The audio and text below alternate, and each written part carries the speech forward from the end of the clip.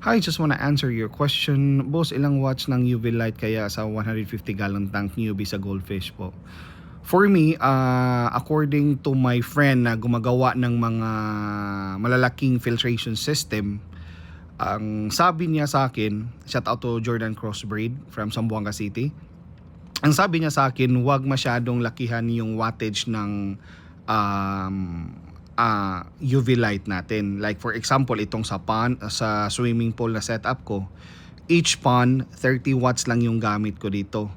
So hindi siya masyadong malaki kasi sabi niya pag sobrang laki daw ng wattage ng na ginamit natin, mauubos or mamamatay lahat ng good bacteria sa pond or aquarium natin.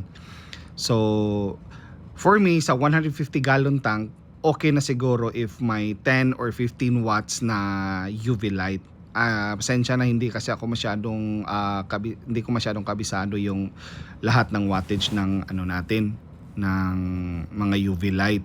But hindi naman kailangan sobra talagang linaw yung tubig as in crystal clear para masabi nating healthy yung water quality natin. So sabi ng kaibigan ko, lilinaw naman talaga yung tubig natin pag naka UV light tayo, especially if hindi masyadong naka super direct sunlight talaga tulad tong pool ko. Pero as what I've observed, sobrang linaw tong pool ko, yung tubig na nandito sa pool ko.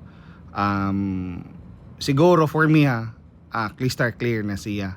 Sa sobrang laki, sa sobrang liit ng wattage ng ginagamit ko na UV light, effective talaga siya.